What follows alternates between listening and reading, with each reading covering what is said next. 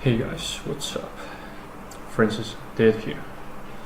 Welcome to my channel and the program. So tonight I'd like to have some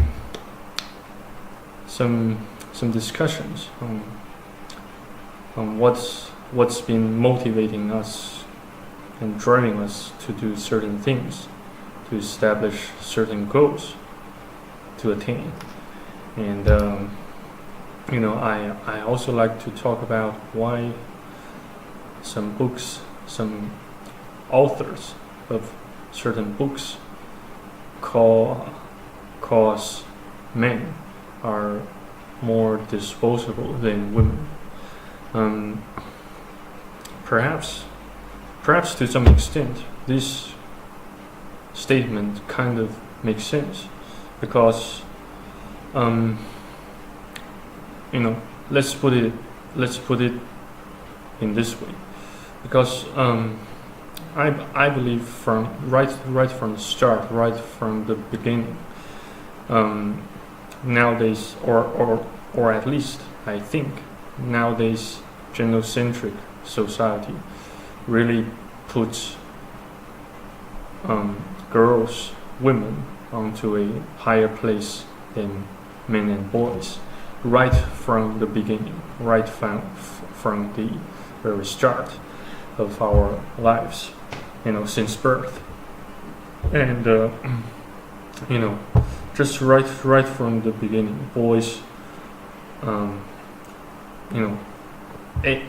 educators force boys to do things they are not naturally and natively attuned to,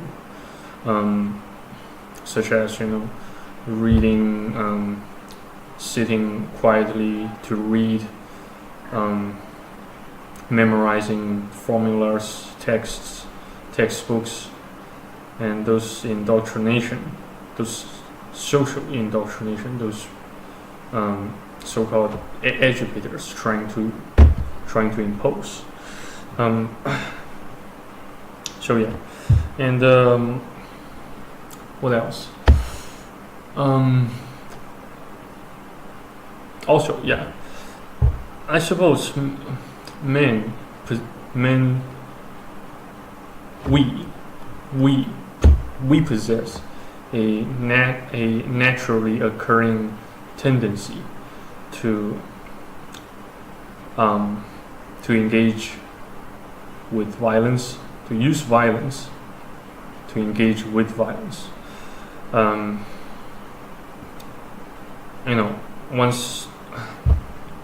Once things go south, once things don't fail to work so well as we expected, we will get mad, and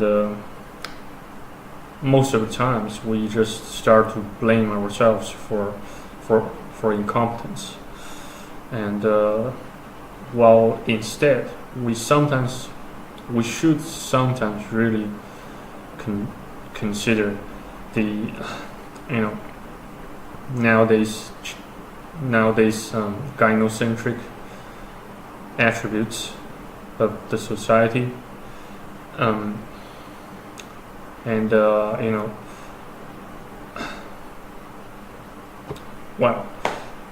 I seriously doubt that those powerful men,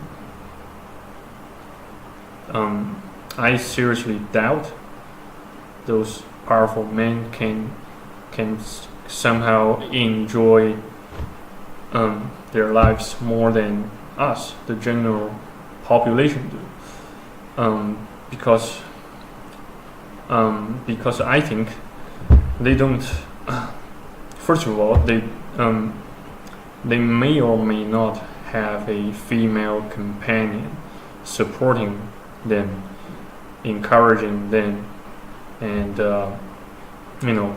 maintain them to keep their most primed state to do good work. And besides those super rich, super wealthy, super powerful men, or at least the majority of them are getting old, and hence their testosterone level should have decreased than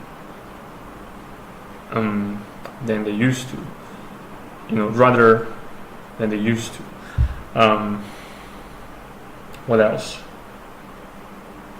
And so basically, yeah, men are more naturally prone to to blame ourselves for not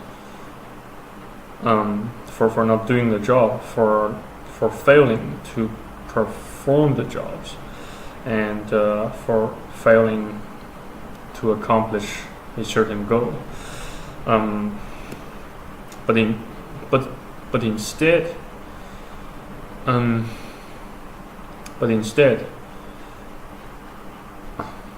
despite the fact that we usually pride ourselves in making logical decisions, doing critical thinkings, sometimes and pretty more frequently than you care to imagine, men can sometimes get very emotional, and I certainly believe that those emotional emotional driving force are in fact motivating men to to perform their tasks, their jobs, working hard to attain their goals respectively. So yeah, basically, since please allow me to ask you a question. Why do you think you are working? Why do you think you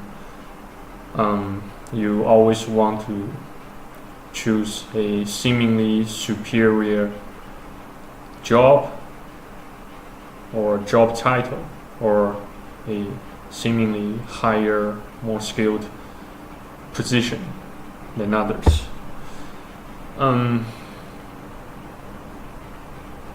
Pretty much we can attribute to that, pretty much we can attribute that behavior to the inner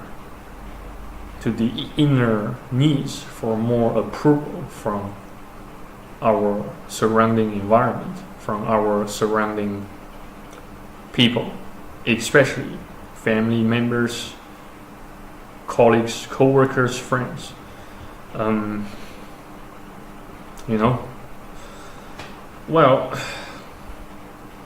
Well,